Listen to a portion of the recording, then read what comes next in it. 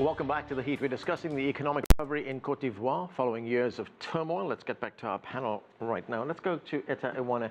Eta, Imad just raised that attack that was made in March by an Islamist group. 22 people killed, including 6 of the attackers themselves. How susceptible is Côte d'Ivoire to these kinds of attacks? Yeah, Côte d'Ivoire, like most of West African countries, is quite susceptible, for the simple fact that, like the previous speaker already mentioned, there is a freedom of movement in the region, which of course constitutes the pillar or the foundation stone of the West African regional integration process.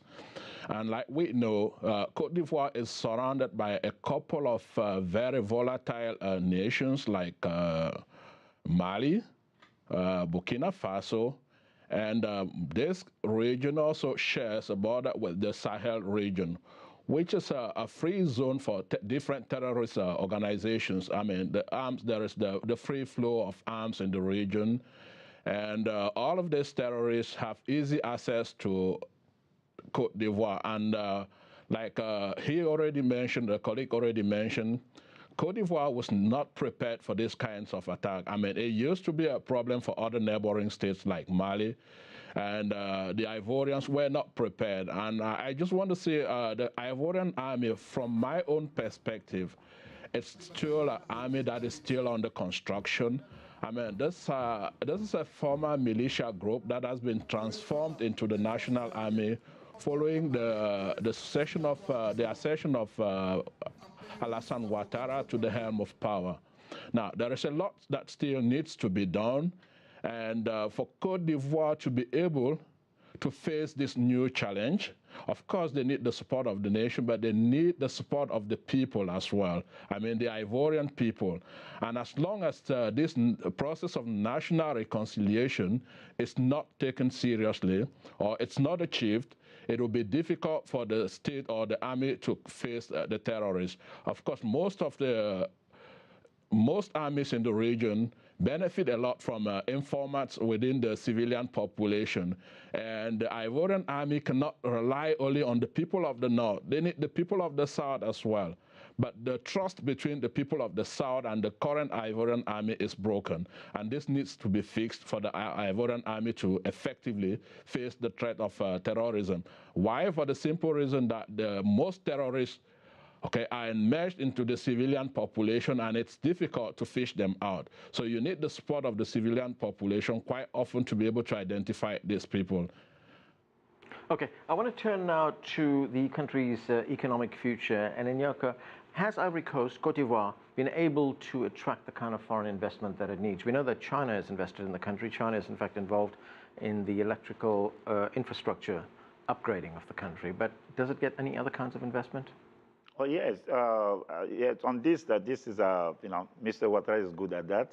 He worked at the IMF, and he believes in the neoliberal policies, and he believes that bringing foreign investment is enough, to trigger development, which is not true. Yes, we have some Indo-Pakistani investments, the Moroccan investment, and then China, of course, was there already with Gbagbo Laurent. And I think the Russians are around, and yes, we have some kind of investment, but it is the way those deals are made. This is what I do not agree with, because they come, they have all the shares of the investment, but we don't see how this benefits to the population. Yeah. Right, Imad, where is the greatest potential for economic development in Côte d'Ivoire? I mean, it's the world's biggest producer of cocoa, we know that, and there's been one significant development, and that is Côte d'Ivoire is not just producing cocoa right now, they're actually manufacturing chocolate. That changes things, doesn't it? Because in the past, the raw material was sent to Europe, manufactured there, and sold throughout the world. Absolutely, I think you hit the nail on the head.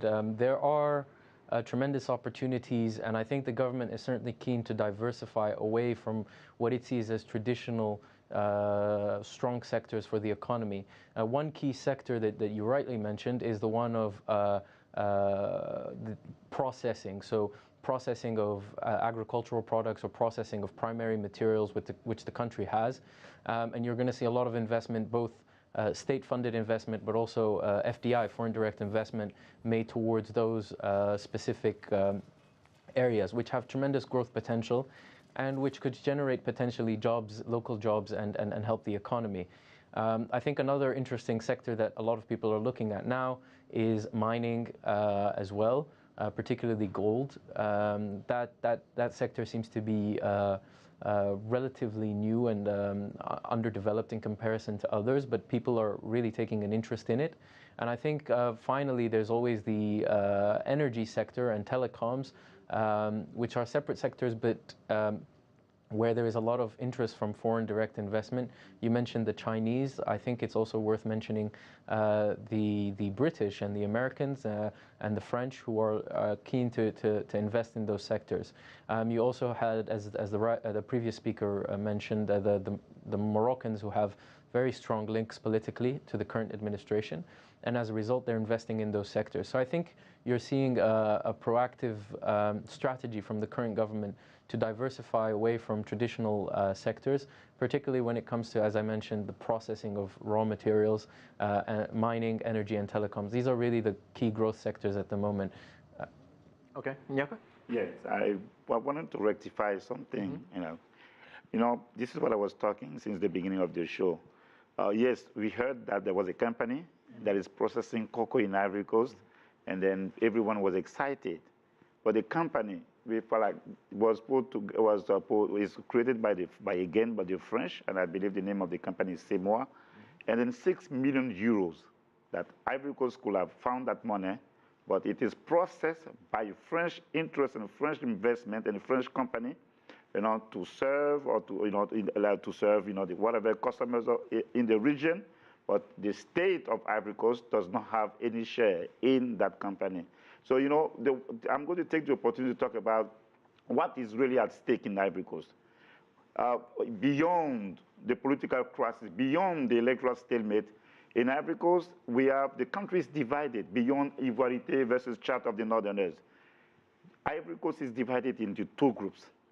Those who agree and who want to accept the status quo with the French yoke on the country, and those who want a free Ivory Coast, a sovereign Ivory Coast, and this is the issue. So anytime we're talking, we have to be able to look at that, because if all those investments come and then they are controlled by foreign investors, and the state is not involved, and also the people do not control the economy, there is a serious issue right there. You're saying, that there is investment, but the investment doesn't benefit the locals, the people. Yeah, this is what I'm saying, because I just gave you the example of the first time that Ivory Coast, since we became independent, since 1960, the first time we hear that a company is going to process cocoa, it is a French-owned company. You talk about the mobile sector, you talk about water, electricity, all those are in the hands of foreign investment. But some things have changed, haven't they? I mean, there's a growing middle class in Côte d'Ivoire right now. There's more disposable income. I know it is difficult to measure that there is a growing middle class, because this is not just Mr. Ouattara. Usually when somebody is in power, like those around him can benefit, from the fact that they're in power. But, it is difficult to measure. But what I can tell you, if this benefits from Ivorians, it's a minority, people who have access to power. This is the reality. Okay, let me go to Eta Iwane. Eta, what is your outlook for Côte d'Ivoire? Is the country going to be able to resolve all its security problems, all its political problems? Are we going to see a lot more economic growth in the country? Yeah, I think I see a great potential for the Côte d'Ivoire, and I see a very bright future for the people of Côte d'Ivoire. But what needs to be done now, it's the political leaders need to show some kind of a real political will to make the change happen. I want to go a bit far from what the previous speakers said, and I want to agree with the last speaker when he talks about sovereignty. Of course, you cannot achieve prosperity when you lose economic sovereignty, and that is what is happening in the Côte d'Ivoire right now. Most of the companies are foreign-owned, And we know that this is what has been happening in most of Africa. And we know with the problem of profits repatriation, this is not going to help the economy of the Côte d'Ivoire. But my optimism with regards to the future of the Côte d'Ivoire lies in its population. The population of the Côte d'Ivoire is the population of the Côte d'Ivoire is made up of people, over 55% of the population is made up of people younger than 20. Now, this constitutes a vital resource base into which the Ivorian government can always tap for its development projects. But for this youthful population to be made gainful, the Ivorian government or the authorities in Ivory Coast need to create a conducive environment. I mean, they need to put in place favorable soft infrastructure, soft and fiscal infrastructure. By soft infrastructure, I mean like they need to put in place good policies that favor the empowerment of this youth. They need to put in place fiscal infrastructures, creating good schools, creating opportunities for the young people. Right now, the young people in Côte d'Ivoire are standing out as the losers, and this needs to change. They are the real future of the country. They are the most important resource that the Côte d'Ivoire has at the moment. If you like what you just saw, follow us on social media and visit our website, cctv-america.com.